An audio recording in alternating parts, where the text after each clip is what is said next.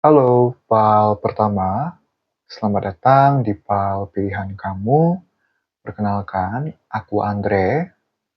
Di reading kali ini, kita akan membahas perihal apa yang perlu kamu ketahui tentang pekerjaan kamu untuk kedepannya. Seperti itu ya. So, file pertama. Yang aku lihat dan merasakan di sini, kedepannya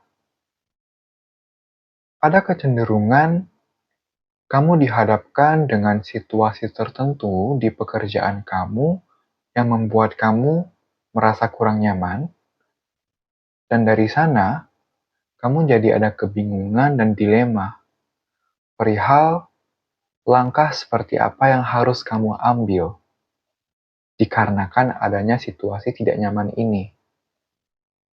Wah, ada kondisi nggak nyaman. Oke, kalau kondisinya gini, gue harus gimana?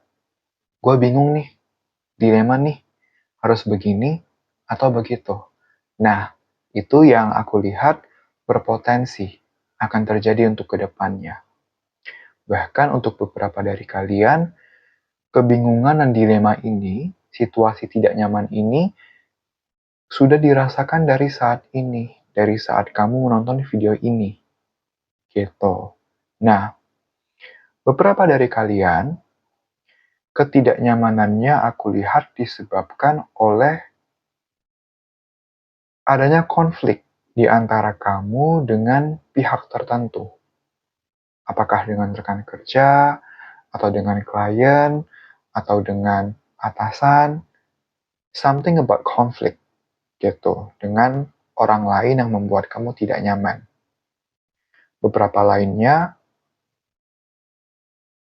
ada yang berada di situasi lingkungan pekerjaan yang kurang sehat, sudah termasuk toksik, kompetisi yang tidak lagi sehat, tapi saling menyenggol, saling menusuk, saling menyikut.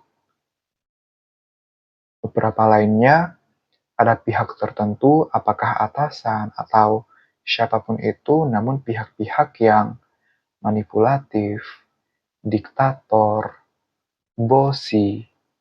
Mereka tidak mau paham kamu, mereka hanya mau hasilnya beres. Tapi kalau hasilnya kurang sesuai, kamu dimarah-marahi. Padahal mereka juga tidak memberikan dukungan atau bimbingan yang seharusnya.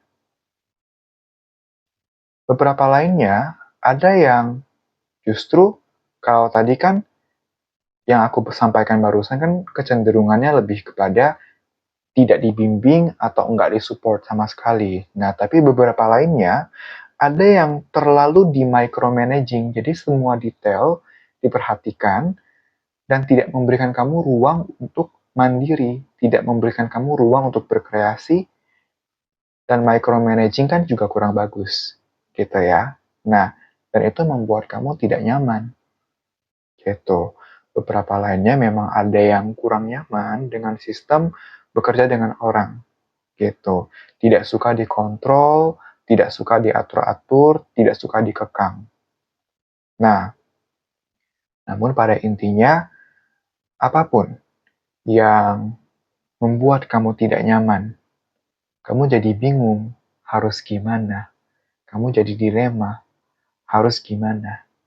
Gitu. Apakah better meninggalkan pekerjaan ini atau tempat ini dan melangkah ke satu lembaran baru, atau tetap bertahan sambil berusaha membenahi apa yang perlu dan bisa dibenahi.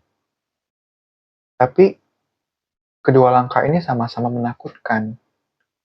Kalau memilih untuk pergi dan melangkah ke lembaran yang baru, takutnya bukan langkah terbaik. Takutnya malah semakin terpuruk. Tapi kalau bertahan dan udah coba dibenahi, tapi nggak membaik-membaik, aku buang-buang waktu. Aku stuck. Dan gimana kalau kesempatan emas hilang gara-gara aku bertahan di tempat yang tidak seharusnya? Gimana kalau kesempatan emas hilang karena Aku mengambil langkah bertahan yang sebenarnya bukan langkah yang tepat, gitu. Jadi ada kebingungan, ada dilema seperti itu. Nah, beberapa dari kalian, situasi tidak nyaman ini dikarenakan kamu dan pihak lain, siapapun itu, sulit menemukan titik tengah, sulit menemukan pemahaman yang satu, pemahaman yang sama, win-win solution. Sulit menemukan itu. Antara sudah dicoba tapi memang nggak ketemu, atau salah satu mau coba, salah satu nggak mau, atau bahkan dua-duanya nggak mau dan kekeh dengan pendiriannya masing-masing. Tapi something about tidak menemukan titik tengah, gitu. Beberapa lainnya lagi, ada yang mau meninggalkan pekerjaan ini atau meninggalkan tempatnya gitu ya, karena tidak nyaman dengan pihak tertentu, tapi satu sisi mau bertahan karena ada pihak lain yang membuat nyaman. Jadi mau move on, mau meninggalkan pekerjaan atau tempat ini karena ada pihak yang nyebelin, ibaratnya, tapi mau bertahan karena ada pihak yang baik juga, pihak yang kamu admire, gitu. Jadi dilema di sana. Intinya dilema, bingung, takut salah mengambil langkah, gitu. Nah, hal pertama, di sini kamu sangat disarankan, kamu sangat di-encourage untuk tidak mengambil keputusan apapun secara gegabah dan impulsif. Jangan pernah mengambil keputusan apapun di saat kamu masih emosional. Tapi, take your time untuk tenangkan dulu diri kamu. Nafas. Tenangkan diri kamu. Karena di saat kamu tenang, kamu baru bisa melihat dan menganalisa situasi secara lebih jernih. Oke, kalau aku mengambil langkah A, plus minusnya apa? Kalau aku mengambil langkah B, plus minusnya apa? Gitu. Nah, pertimbangan dan analisa secara objektif seperti itu, secara clear seperti itu, hanya bisa kamu lakukan dalam kondisi tenang. That's why sangat tidak dianjurkan untuk mengambil keputusan apapun di saat kamu emosional, karena itu jatuhnya impulsif. Dan pengambilan-pengambilan keputusan impulsif seperti itu most likely akan membawa kamu kepada langkah yang kurang tepat, yang tidak seharusnya, yang ibarat kata lebih gelap lagi, yang bisa membawa kamu ke titik yang lebih terpuruk. Itu jangan sampai. Jadi, tenangkan dulu diri kamu. Udah tenang, analisa, pertimbangkan secara objektif. Udah ketemu nih, pilihan A, plusnya ini, negatifnya itu. Pilihan B, plusnya ini, negatifnya itu. Oh, ternyata yang lebih positif dan lebih minim resiko, yang negatifnya lebih bisa aku toleransi, adalah pilihan A. Ya sudah, itu jawabannya. Ambil yang pilihan A. Kamu nggak akan bisa seperti ini kalau masih emosional. Gitu. Nah, gimana kalau misalnya udah tenangin diri, gitu kan? Udah tenangin diri, udah mempertimbangkan dengan baik, udah menganalisa dengan objektif, udah tahu plus minusnya dari masing-masing pilihan, tapi masih bingung, gitu. Contoh, udah tahu nih, pilihan A plusnya ini, negatifnya itu. Pilihan B plusnya ini, negatifnya itu. Objectively lebih bagus yang A, tapi mau ambil A kok masih bingung. Nah, artinya kamu harus ajak ngobrol kebingungan itu. Sebenarnya apa yang aku takutkan? Apa yang aku khawatirkan? Apa yang kamu mau sampaikan kepada aku? Wahai kebingungan, gitu ibaratnya. Gitu kan? Apa yang kebingungan ini atau kegelisahan ini mau sampaikan kepada kamu? Ajak ngobrol. Setelah kamu teliti, gitu kan? Setelah kamu telaah, oh pantas aja. Langkah A, pilihan A, memang terkesan lebih secure. Terkesan pilihan yang lebih secure. Financially lebih stabil. Tapi kok aku nggak stroke sama yang A? tapi masih lebih struck sama yang B, padahal yang B itu fluktuatif secara income, tidak sesecure yang A. Oh, ternyata karena yang aku cari itu bukan masalah uangnya aja. Yang aku cari adalah fleksibilitas atau freedom. Dan itu ada di B, nggak ada di A. Ya pantas, ternyata kamu udah tahu nih objectively lebih bagus yang A, tapi kamu nggak nyaman, gitu kan? Nyamannya sama yang B. Nah, ini kan bisa diketahui dengan cara apa? Dengan cara ajak ngobrol kebingungannya, kekhawatirannya. Nah, setelah itu, oke, ternyata memang aku lebih cocok sama yang B. Meskipun tidak sesecure yang A, tapi yang B lebih selaras dengan diri aku. Aku lebih tenang, lebih enjoy ngelakuinnya. Maka langkah selanjutnya adalah untuk melakukan reality check. Reality check dalam artian, meskipun pilihan B adalah yang paling selaras misalnya. Tapi ingat, salah satu tantangannya adalah fluktuasi. Kalau misalnya tabungan kamu sangat minim, jangan ambil resiko untuk langsung mengambil pilihan B. Ada baiknya tetap di A dulu gitu kan, atau tetap di tempat kamu dulu, di pekerjaan yang sekarang dulu, meskipun ada rasa kurang nyaman, tapi setidaknya amankan dulu tabungan kamu. Nanti kalau sudah nyaman, sudah aman, baru ambil yang B. Gitu.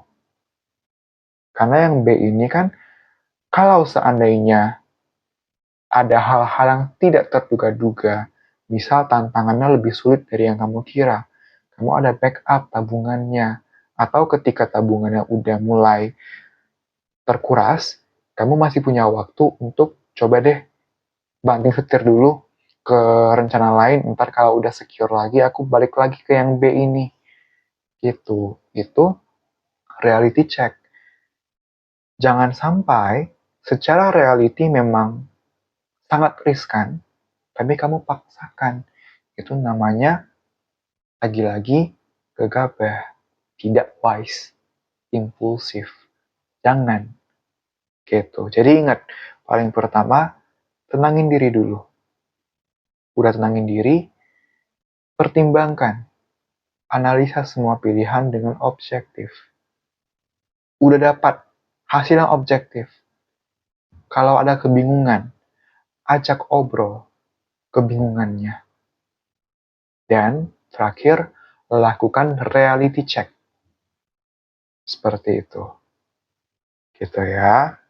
Nah, stay true to yourself. Ketika kamu bingung atau dilema harus mengambil langkah seperti apa, pilihan apa yang paling sesuai, gitu kan? Kira-kira pilihan apa yang bisa kamu ambil dan kamu bisa perform secara totalitas, secara sepenuh hati. Karena yang bisa kamu lakukan secara sepenuh hati, itu adalah langkah yang kamu banget. Itu adalah langkah yang selaras dengan kamu. Gitu. Definisi sepenuh hati atau definisi totalitas itu maksudnya apa? Maksudnya adalah ketika suka ataupun duka, kamu tetap keep going. Kalau lagi suka, syukurlah.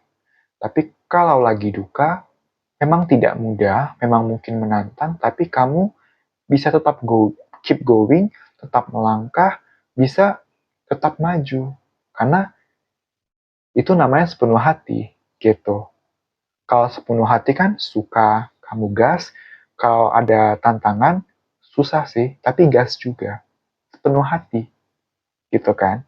Nah, kalau hanya senang pas suka dan pas duka lebih banyak bersungut-sungut, nah kamu harus mulai bertanya, ini bersungut-sungut atau kenapa? Apa karena ini bukan apa yang bisa aku all out? Apakah ini bukan sesuatu yang aku bisa sepenuh hati lakukan? Atau mungkin ini sesuatu yang sepenuh hati bisa aku lakukan, tapi ada faktor lain yang membuat aku jadi lebih banyak bersungut-sungut. Misal, kamu ngelakuin satu hal, dan kamu emang enjoy, kamu all out di sini, dan ini menghasilkan misalnya, tapi ternyata kamu secara tidak disadari terbutakan sesaat oleh uangnya, sehingga sekarang kamu bukan lagi melakukan ini karena passion, tapi hanya untuk ngejar uang. Nah, kalau case yang seperti itu, salah nggak ngejar uang? Nggak salah, tapi harus balance juga bahwa jangan sampai kamu hanya ngelakuin ini karena uang. Tapi drive utamanya ya karena ini sesuatu yang hati aku mau lakukan, sesuatu yang bisa aku lakukan dengan ikhlas, dengan sepenuh hati, dengan totalitas. Gitu. Nah, contohnya spesifik banget tuh. Contohnya sangat spesifik, jadi mungkin ada beberapa dari kalian yang memerlukan insight itu. Gitu. Tapi intinya dari kartu stay true to yourself, lakukan apa yang bisa kamu lakukan dengan ikhlas, dengan sepenuh hati. Boleh punya impian, boleh punya ekspektasi, tapi jangan terbelenggu oleh ekspektasi. Gitu. Nah, karena salah satu cara semesta memberikan kita guidance adalah melalui rasa. Rasa itu contohnya apa? Intuisi, passion, sesuatu yang bisa kita lakukan dengan penuh keikhlasan, sesuatu yang kalau kita lakuin, terlepas dari suka ataupun duka, tapi terasa adem. Itu artinya kalau kita melakukan sesuatu based on hati, based on passion, sesuatu yang membawa peacefulness, sesuatu yang meskipun struggle tapi aku tetap bisa keep going dan aku percaya itu adalah bimbingan semesta bahwa ini adalah kamu, ini adalah kamu banget, gitu. Coba rasakan, coba tanya ke diri sendiri, apa yang bisa kamu kerjakan dengan sepenuh hati? Langkah apa yang paling bisa aku totalitas? Langkah apa yang paling bisa aku toleransi resiko-resikonya atau struggle-struggle-nya? Langkah apa yang meskipun aku tahu ada negatifnya, ada sisi negatifnya, tapi aku ikhlas karena aku tahu ini aku banget, karena aku tahu meskipun ada struggle-nya, tapi satisfaction-nya, rasa puasnya, rasa damainya, rasa senangnya itu melebihi tantangannya. Gitu. Coba tanya ke diri kamu sendiri. Rasakan. Sering-sering ngobrol dengan diri sendiri. Karena dengan mengambil langkah yang tepat, dengan mengambil langkah yang kamu banget, mengambil langkah yang memang selaras dengan kamu, dengan siapa kamu, kamu akan mendapatkan abundance. Uangnya bisa kamu dapetin, satisfaction-nya juga dapet, damainya dapet, all in, gitu. Bukan kamu dapat uang tapi kamu sengsara, enggak. Kamu enjoy, uang juga dapat. Financial juga lebih flowing. Tapi catatannya satu. Apa yang kamu kerjakan, langkah apa yang kamu ambil, itu sudah sesuai dengan diri kamu belum? Sudah dilakukan dengan sepenuh hati belum? Sesuatu yang bisa kamu lakukan dengan ikhlas, dengan sepenuh hati, tidak. Meskipun ada struggle-nya, meskipun nggak selalu di atas, meskipun terkadang akan ada tantangannya. Gitu. Nah, ini informasi yang sangat spesifik. Beberapa dari kalian yang membuat kamu ngerasa hidup, yang membuat kamu merasa bisa totalitas, yang kamu ikhlas dan sepenuh hati mengerjakannya, ada keterkaitannya dengan mengajar, membimbing, bisa terkait menjadi guru atau dosen, tapi tidak terbatas pada guru dan dosen. Bisa juga psikolog, atau psikiater gitu kan. Jadi misalnya kamu masih SMA dan bingung jurusan perkuliahan apa gitu kan. Nah, kamu bisa riset perihal psikologi atau perihal psikiater gitu, psikiatri gitu. Nah, coba riset di sana. Nah, atau jadi guru TK dan lain sebagainya. Atau misalnya kamu mau coba membuat konten-konten di sosial media yang sifatnya mengajar, membuat e-book yang sifatnya mengajar, misalnya memberi insight, konten-konten yang memberi insight, memberi bimbingan, explore di sana, gitu. Tapi kalau memang kamu tujuannya ingin buat konten atau buat e-book, make sure kamu benar-benar menguasai dulu apa yang kamu ingin bagikan, gitu. Jangan sampai kamu hanya sebatas tahu, tapi secara praktek belum mumpuni, lalu udah bikin e-book, udah bikin konten, itu kan tidak bagus juga, tidak maksimal. Kamu harus maksimal dulu, baru buat konten, baru bikin e-book, baru bikin kelas, misalnya. Jangan hari ini baru belajar, langsung jual kelas, langsung jual konten, langsung jual e-book. Jangan juga, karena kan kalau baru belajar, pasti perlu trial and error dulu, pasti masih ada banyak celah-celah kosong yang harus dicari tahu dulu. Gitu, intinya kuasai dulu. Gitu. Karena di dunia di mana informasi sangat mudah diakses, jangan sampai kita menjadi pihak-pihak yang memberikan informasi secara kurang tepat. Jangan sampai kita menjadi pihak yang bisa membuat orang jadi salah langkah atau salah jalur. Jangan sampai. Seperti itu. Gitu ya, PAL pertama ya. So, PAL pertama, terima kasih banyak. Semoga reading ini bisa bermanfaat dan juga membantu. Aku minta maaf apabila ada salah-salah kata atau kata-kata yang kurang berkenan. Untuk kamu yang mau melakukan konsultasi personal dengan aku, bisa kontak aku di DM Instagram ataupun WhatsApp. Akan aku lampirkan kontak-kontaknya di description box dan juga di comment section. Bisa kamu cek. Dan apabila kamu berkenan, boleh di-like videonya, di-subscribe channelnya, di-komen, di-share videonya gitu ya. Tapi nggak ada paksaan sama sekali gitu ya. So, sekali lagi terima kasih banyak PAL pertama. Kita berjumpa lagi di video-video selanjutnya. Bye-bye. Halo, PAL kedua.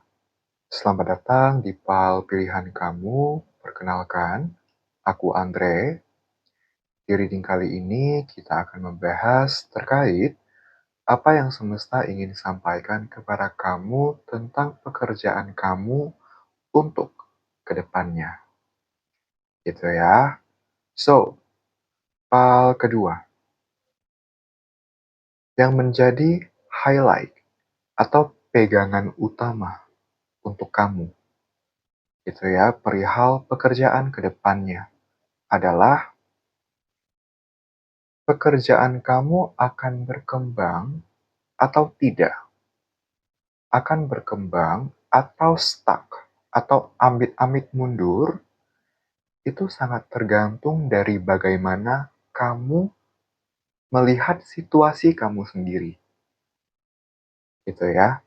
Nah, itu adalah kalimat pegangan yang perlu kamu ingat banget. Gitu ya, PAL kedua ya. Memang maksudnya gimana? Memang apa yang akan terjadi? Nah, yang aku lihat ke depannya, ada kecenderungan kamu akan dihadapkan dengan situasi yang membuat kamu merasa buntu, merasa bingung, stuck. Harus gimana? Harus melakukan ini atau melakukan itu? Ada beberapa dari kalian yang akan dihadapkan dengan rekan kerja atau pihak-pihak yang kamu rasa kok dia kayak ngehambat aku banget, kok gara-gara dia pekerjaan aku jadi susah gitu. Beberapa dari kalian akan dihadapkan dengan keadaan seperti itu. Beberapa yang lainnya akan dihadapkan dengan kondisi di mana kamu udah berupaya untuk menganalisa, mempertimbangkan, berusaha menyelesaikan masalah semaksimal mungkin, tapi belum ketemu solusinya, belum ketemu jalan keluarnya, sampai-sampai ibarat kata kepala tuh udah berasap, udah dipikirin banget-bangetan, tapi kok nggak ketemu jalan, kok masih gini-gini aja. Nah, tapi intinya, apapun situasi yang spesifik yang akan terjadi, ini bisa dikatakan sebagai situasi yang stagnan, situasi yang menantang, gitu. Bahkan untuk beberapa dari kalian, bisa saja situasi ini sudah terjadi dari sekarang ini, dari saat kamu menonton video ini, gitu.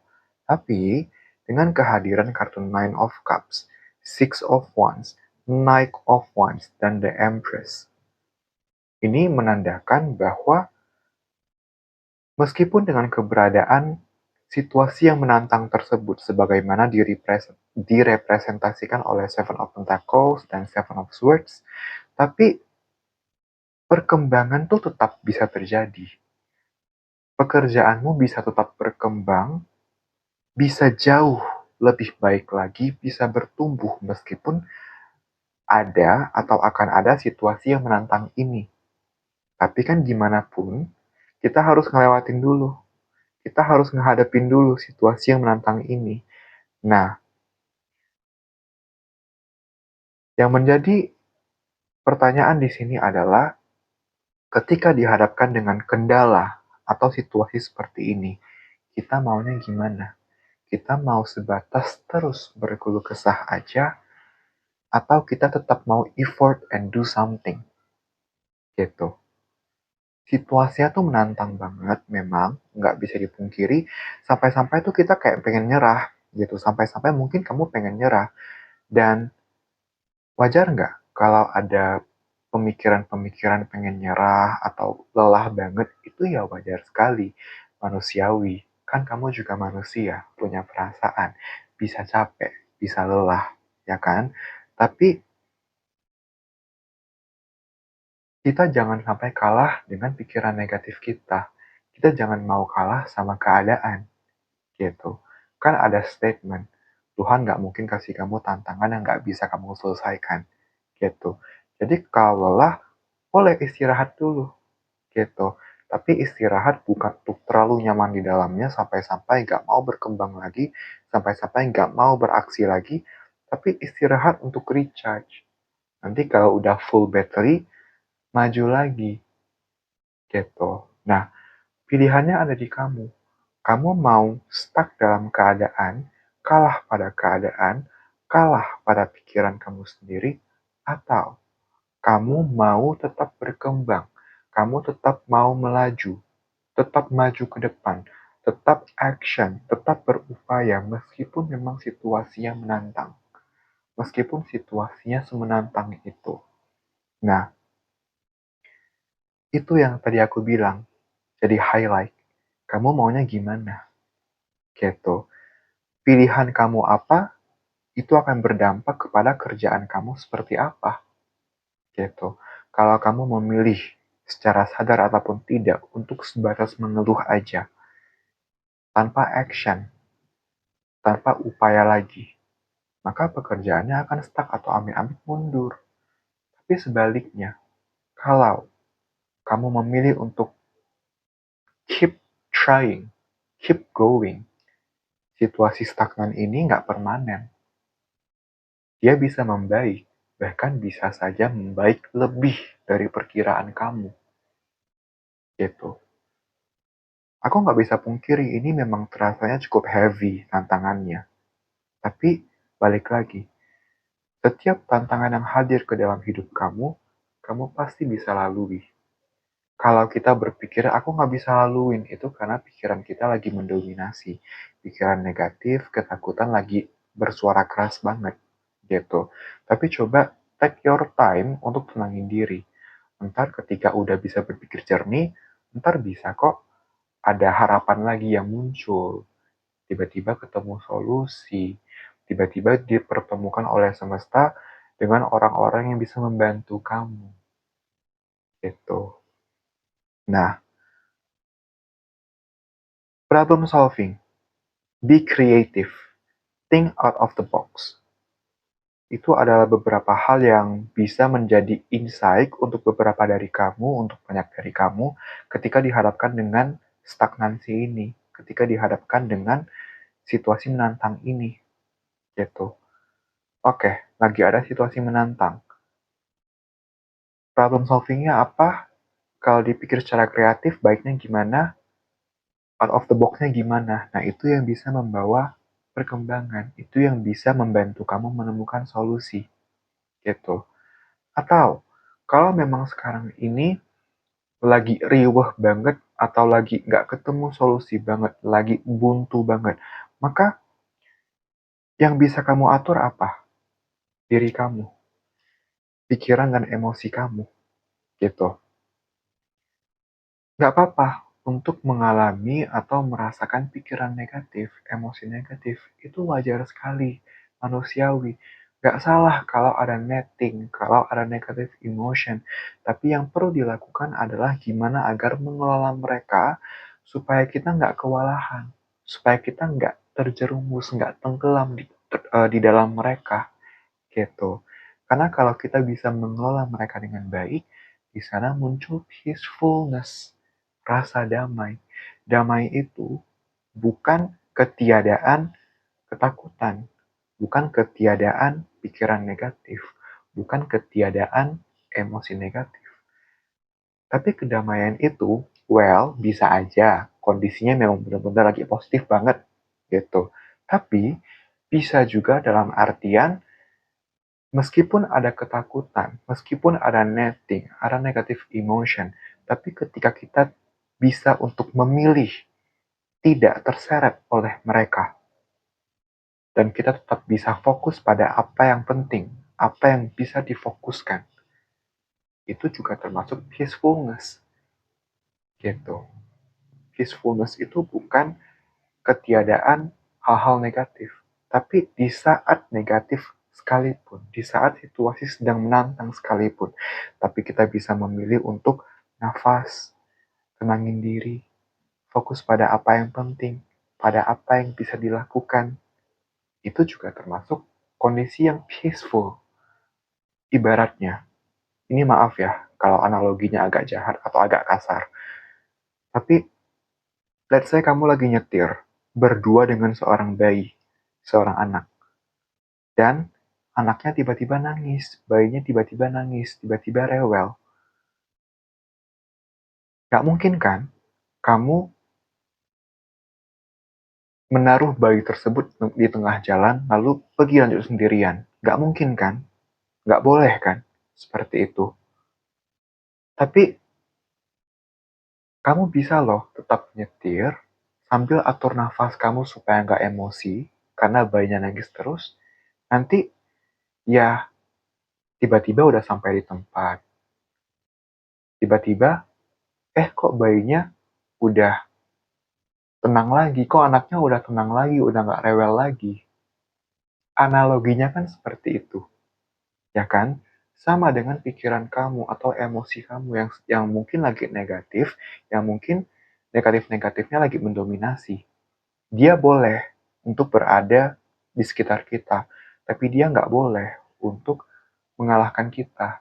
Caranya nafas, gitu. Itu namanya kemampuan untuk being mindful. Kemampuan untuk kita mengakui adanya hal-hal negatif, pikiran maupun emosi negatif. Tapi kita hanya sebatas ngamatin, hanya sebatas mengamati tanpa perlu bereaksi, tanpa perlu tenggelam ke dalam mereka.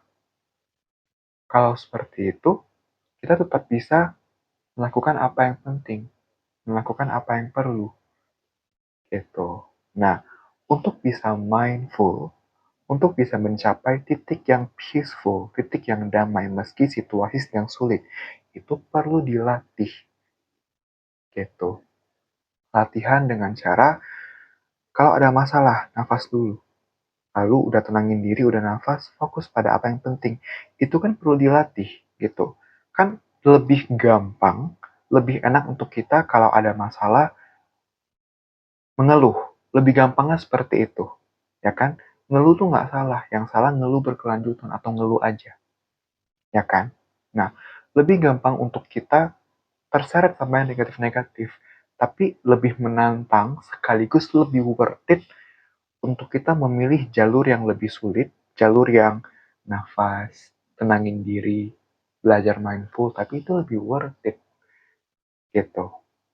Latihannya gimana? Kapanpun ada masalah dan kita udah mulai kewalahan, nafas. Paksa diri untuk nafas. Nafas mendalam dari hidung, keluar dari mulut. Tenangin diri. Inhale, exhale berkali-kali. Mau nangis, menangislah. Ntar udah tenang, baru tanya ke diri sendiri. Sekarang ini gue bisa lakuin apa? Sekarang ini apa yang paling penting untuk gue lakuin yang bisa gue fokuskan? Itu yang membawa growth. Itu yang membawa perkembangan. Gitu. Seperti itu ya, hal kedua ya. Nah, a change in the wind. Perubahan. Jadi ya, ke depannya perubahan bisa terjadi. Gitu. Perubahan di sini dalam artian situasi-situasi yang nggak terduga. Situasi-situasi yang nggak kita expect. Dan memang di sini konotasinya dalam bentuk masalah. Kok tiba-tiba muncul masalah? Kok tiba-tiba ada situasi yang menantang? Tapi perlu diingat, di dalam hidup, variabel yang pasti, variabel yang konstan adalah perubahan. Ada naik, ada turun. Ada masalah, ada penyelesaian. Ada baik, ada buruk. Kita kan nggak bisa milih. Hanya mau yang baik-baik aja, nggak mau yang buruk-buruk aja. Enak banget hidup kita kalau bisa gitu. Ya kan? Aku juga pengen kalau nggak ada masalah, ya kan? Tapi nggak bisa. Yang bisa apa? Yang bisa adalah cara kita merespon masalah. Cara kita melihat masalah. Mau gimana? Ya kan? Dan itu yang menjadi fondasi. Cara kita melihat masalah, cara kita merespon terhadap masalah, itu yang menjadi fondasi. Kalau fondasinya bagus, ada masalah segimanapun, ada perubahan segimanapun, kita nggak bakal jatuh, kita nggak bakal pecah, kita nggak bakal kalah. Gitu. Nah, itu yang perlu dilatih. Kalau ada masalah, kita mau gimana? Mau tetap keep going, atau mau kalah sama keadaan? Gitu. Breathe. Nafas. Tenangin diri. Karena habis tenang, baru bisa berpikir secara jernih. Gitu. Kalau lagi kewalahan, nggak bakal bisa berpikir jernih. Jadi take your time untuk tenangin diri. Hal kedua, breathe, nafas, mandi, mandi air hangat, meditasi, yoga, breath work, latihan bernafas, breathe work, nafas. Aku banyak sekali menyampaikan perihal nafas ke klien-klienku. Ke reading-reading yang aku lakukan secara general reading maupun personal reading gitu. Dan di dalam diriku, di dalam hidupku juga nafas tuh penting banget. Maksudnya ya kalau kita nggak nafas kan kita kekurangan oksigen gitu kan. Tapi maksudnya nafas tuh bantu banget untuk menenangkan diri di dalam menyikapi permasalahan. Nafas sesuatu yang kita lakukan secara otomatis. Saking otomatisnya kita nggak aware, kita nggak sadar bahwa kita tuh ada hembus nafas, tarik nafas, kita sampai lupa. Karena itu sesuatu yang kita lakukan otomatis. Tapi coba lakukan secara sadar. Tarik nafas pelan-pelan, hembuskan berkali-kali. Lakukan secara mendalam, tarik mendalam, hembus mendalam.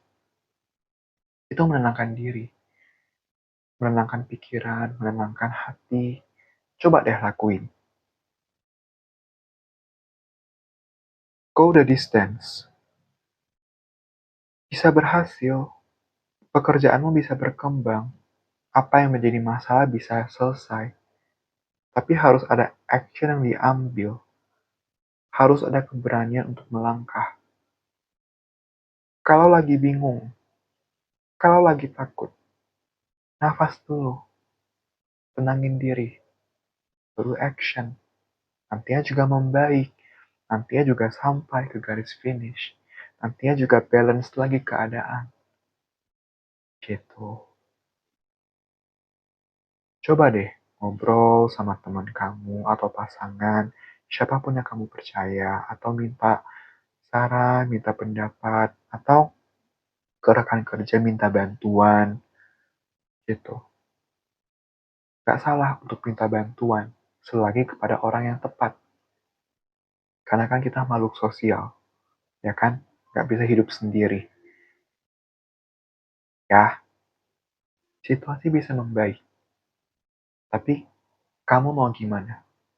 Kamu mau tetap melangkah, atau mau kalah sama pikiran dan keadaan? Gitu ya. So, kedua, terima kasih banyak.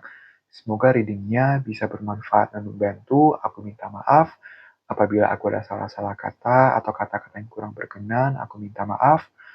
Apabila kamu mau melakukan konsultasi atau reading secara personal dengan aku, bisa kontak aku melalui DM Instagram ataupun WhatsApp. Akan aku lampirkan kontak-kontaknya di description box dan juga comment section. Gitu ya. Dan apabila kamu berkenan, boleh tolong di-like videonya, di-share, di-komen, dan di-subscribe channelnya, namun tidak ada paksaan sama sekali. Gitu ya. So, terima kasih banyak. File kedua, kita berjumpa lagi di video-video selanjutnya. Bye-bye. Halo, file ketiga. Selamat datang di file pilihan kamu. Perkenalkan, aku Andre. Di reading kali ini, kita akan membaca, kita akan melihat tentang apa yang semesta ingin sampaikan kepada kamu terkait kondisi pekerjaan kamu untuk kedepannya. Seperti itu ya. So, file ketiga.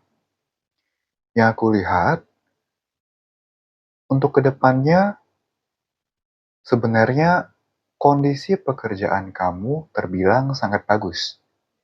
Gitu ya. Maksudnya bagus di sini itu gimana? Lebih kepada seperti ini. Kedepannya aku lihat kamu pada akhirnya akan memberanikan diri untuk meninggalkan apapun terkait pekerjaan kamu yang kamu rasa tidak lagi mendukung pertumbuhan karir kamu, yang tidak lagi mendukung kedamaian diri kamu di pekerjaan kamu. Gitu ya, meninggalkan apapun yang tidak lagi selaras dengan kamu terkait pekerjaan kamu. Untuk beberapa dari kalian, aku lihat ini literally meninggalkan suatu tempat kerja dan kemudian berpindah antara pindah ke tempat kerja lainnya yang lebih sehat atau memutuskan dan memberanikan diri untuk menjalankan pekerjaan sendiri, menjalankan usaha sendiri. Gitu ya. Untuk beberapa lainnya, yang ditinggalkan adalah orang-orang atau lingkungan-lingkungan tertentu yang terasa kurang sehat, yang terasa memberikan influence buruk untuk kamu, untuk karir kamu, untuk kerjaan kamu, gitu ya. Lingkungan-lingkungan yang terasa terlalu kompetitif, tapi kompetisinya itu tidak sehat, terlalu agresif, terlalu memperbolehkan segala macam cara termasuk yang negatif. Gitu.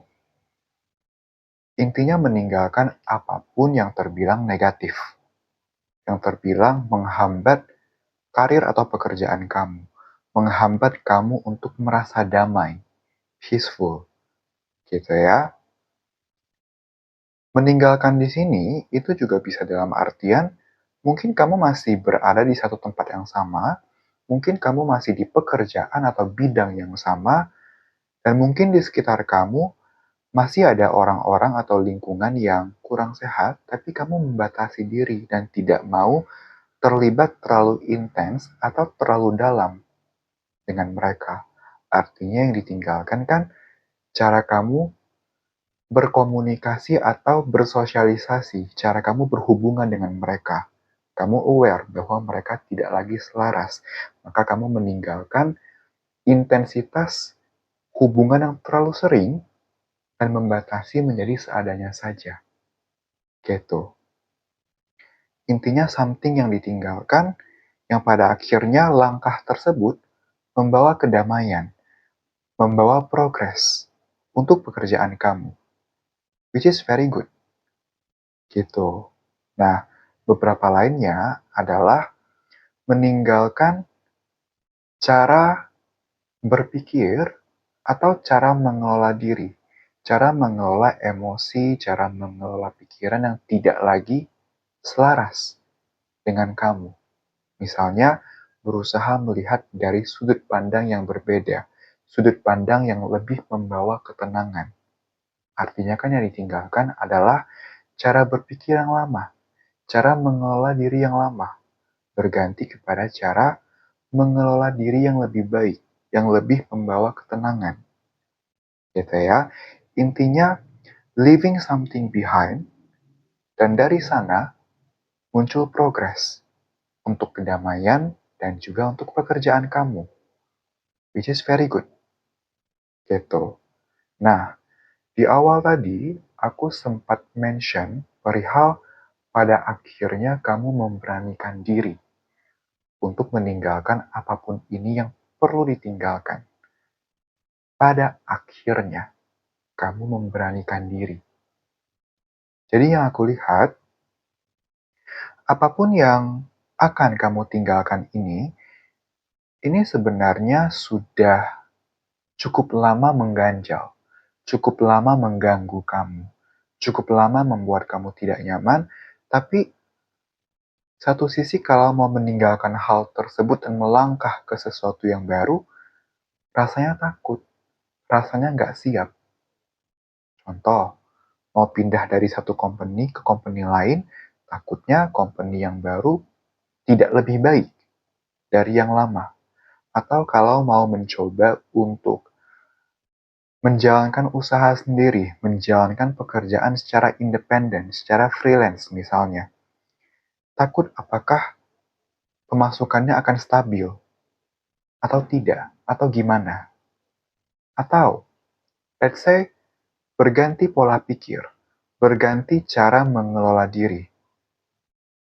Mungkin pola pikir yang lama atau cara mengelola diri yang lama itu tidak sebaik itu, tidak terlalu baik. Tapi kita udah terbiasa dengan pola pikir tersebut, dengan cara mengelola diri tersebut. Yang artinya, hal tersebut meskipun negatif tapi sudah menjadi comfort zone, sudah menjadi zona nyaman. Dan untuk pindah ke sesuatu yang baru, yang tentunya lebih positif, yang kita tahu lebih positif, tapi itu bukan zona nyaman kita, itu sesuatu yang baru, tetap aja rasanya menakutkan. Gitu. Tapi yang aku lihat, kamu akan memberanikan diri untuk meninggalkan apa yang perlu ditinggalkan, dan itu akan membawa rasa damai. Kamu tidak akan menyesal. Dan ketika emosi kamu sudah lebih positif, pikiran kamu sudah lebih jernih karena meninggalkan apa yang perlu ditinggalkan, jadinya yang ada di dalam diri kamu dominan adalah positivitas, sehingga action atau performance yang keluar juga lebih positif, lebih optimal, lebih maksimal, dan itu membawa progres nyata untuk pekerjaan kamu, untuk karir kamu, seperti itu. Dan dengan kamu memberanikan diri untuk melangkah pergi dari apapun ini, perlahan-lahan kamu akan bertemu dengan orang-orang yang selaras, orang-orang baru, atau orang-orang yang sudah kamu kenal tapi selama ini kamu jarang berkomunikasi dengan mereka, ternyata kalian selaras, punya visi misi yang sama. Bertemu orang-orang yang tepat setelah melangkah dari apa yang kamu rasa tidak lagi selaras dengan diri kamu, yang tidak lagi selaras, yang tidak lagi mendukung pertumbuhan pekerjaan kamu, karir kamu. Nanti tiba-tiba muncul ide-ide yang nggak pernah kepikirkan selama kamu masih di sesuatu ini. Tapi ketika kamu melangkah pergi dari apapun ini yang tidak selaras, tiba-tiba idenya muncul, mengalir lancar. Karena balik lagi, dengan kamu keluar, melangkah pergi dari apapun ini, ibaratnya kamu detoksifikasi diri. Dari yang semula banyak kekhawatiran, banyak rasa mengganjal, banyak ketidaknyamanan, kamu keluar dari sana, dari situasi, dari apapun hal ini, kamu jadinya lebih netral. Jadi lebih dalam tanda kutip bersih. Di sana ketika diri kamu sudah lebih netral, lebih bersih, kamu akan jadi mampu untuk mengeluarkan ide-ide yang lebih cemerlang, untuk action secara lebih baik, mengambil langkah-langkah yang lebih tepat. Seperti itu. So, this is really good. Gitu ya, file ketiga. Yang aku lihat, seperti yang sudah aku sampaikan tadi, bahwa tidak mudah untuk kamu melangkah keluar dari apapun ini. Gitu ya. Banyak sekali pertimbangan, banyak sekali perenungan, kontemplasi. Aku harus pergi nggak ya dari hal ini? Aku harus melangkah pergi nggak ya? Aku harus gimana? Gitu. Nah, kenapa kamu mempertimbangkan atau merenung sebegitunya? Kenapa kamu khawatir? Karena untuk beberapa dari kalian, pekerjaan kamu sangat mensupport orang-orang terdekat kamu, orang-orang lain. Misalnya, pekerjaan kamu menanggung orang tua kamu, menanggung pasangan kamu, menanggung keluarga kamu, dan kamu takut apabila melangkah secara salah, mereka ikut terdampak. Kamu ada kekhawatiran seperti itu. Jadi sangat wajar untuk kamu merasa takut. Gitu. Tapi di sini semesta ingin encourage kepada kamu, ingin sampaikan kepada kamu. You and your loved ones are safe. Siapapun yang kamu khawatirkan, siapapun yang kamu tanggung, mengambil langkah ini tidak akan membahayakan mereka, tidak akan memberikan dampak negatif terhadap mereka. Jadi, coba yuk pelan-pelan untuk atasi ketakutan kamu. Pelan-pelan kelola ketakutan kamu. Gitu. Ketakutan kamu sebenarnya berusaha memproteksi kamu dari langkah yang kurang tepat. Gitu. Tapi jangan sampai kita kalah sama ketakutan kita. Aku dia ada. Oke. Aku aware, aku sadar, aku sedang takut, aku aware ada suara-suara ketakutan. Terima kasih, karena aku tahu kamu berusaha untuk memproteksi aku. Tapi, kalau aku pikirkan secara jernih, ternyata keputusan untuk melangkah pergi ini sepertinya bukan hal yang buruk. Ya mungkin aku bisa mendapatkan tempat atau posisi yang lebih baik. Mungkin aku akan berada di kondisi yang lebih baik kalau aku melangkah pergi. Gitu. Terima kasih sudah memberitahu aku bahwa ada kemungkinan terburuk, tapi aku juga bisa berpikir secara jernih bahwa ada kemungkinan terbaik, yaitu ketakutanku nggak terjadi, apa yang kamu sampaikan kepada aku nggak terjadi, justru yang terjadi adalah sebaliknya, hal-hal baik, kedamaian, gitu. Yang aku lihat, dengan kamu menenangkan diri, mempertimbangkan segala sesuatunya dengan clear, kemudian mengambil langkah yang kamu rasa sesuai, mengambil langkah untuk meninggalkan apapun yang tidak lagi selaras dengan kamu, dengan pekerjaan kamu, maka akan ada balance. Balance antara spiritualitas dan praktikalitas. Praktikalitas dalam artian ya, pekerjaannya ternyata tetap baik-baik saja, tidak ada masalah, dan spiritualitas juga baik. Spiritualitas maksudnya apa? spiritualitas salah satunya berbicara tentang rasa damai. Gitu. Kamu bisa ngerasa damai, jadi kerjaannya oke, plus ada kedamaian juga. Bukan kerjaan lancar, tapi kamu sengsara. Enggak. Jadi ada balance. Kedamaiannya dapat, pekerjaan oke-nya dapat, flow-nya dapat. Gitu. Nah, ketika aku mention kedamaian, ketika aku mention rasa damai, damai itu bisa berarti dua hal. Bisa dalam arti yang pertama, memang literally kita lagi ngerasain hal-hal yang positif, lagi dominan merasakan emosi-emosi positif, hal-hal positif. Dan kalau case-nya seperti itu, good for you, good for us, puji Tuhan, gitu. Tapi, kedamaian juga bisa berarti yang kedua, dalam artian, tantangan masih bisa ada, kesulitan masih ada, masih bisa ada. Tapi, ketika mereka hadir, kita bukan yang kayak drop sedrop-dropnya, tapi kita masih punya semangat untuk melangkah. Nah, itu juga berarti damai, gitu. Karena damai itu bukan berarti ketiadaan tantangan, bukan berarti ketiadaan kegelisahan, tapi ketika mereka hadir sekalipun, kita tetap punya semangat, punya tenaga untuk melangkah, untuk maju, and that is peacefulness, gitu. Beda ya, ada hal-hal yang terasa sulit, terasa menantang, tapi itu sangat membuat kita jatuh, membuat kita nggak ada semangat. Tapi ada hal-hal yang sulit, tapi kita tetap bisa optimis, kita tetap bisa melangkah maju ke depan. Nah, kalau case-nya yang kedua, itu kedamaian, itu kita merasakan damai. Ada kedamaian di dalam diri kita, di dalam pekerjaan kita, gitu. Dan kalau case-nya yang pertama, ada tantangan tapi kita sampai nggak punya tenaga, kita harus evaluasi ulang, gitu. Mungkin tidak ada kedamaian di sana. Mungkin ini bukan tempat aku. Mungkin ini bukan untuk aku.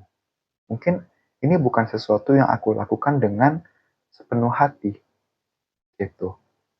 Karena pada akhirnya, kalau kita melakukan sesuatu dari hati, tantangannya segimanapun, karena sepenuh hati, kita tetap bisa melangkah ke depan dan pada akhirnya menemukan balance, menemukan solusi, menemukan perkembangan, perbaikan.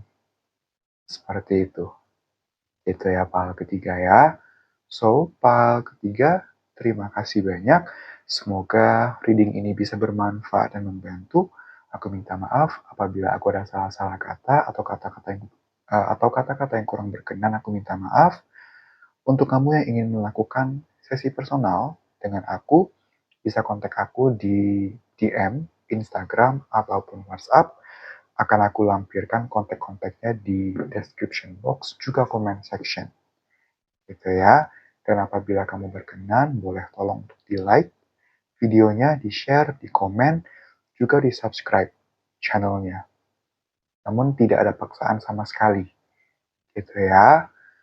So, file ketiga, sekali lagi terima kasih banyak. Kita berjumpa lagi di reading-reading selanjutnya. Bye-bye.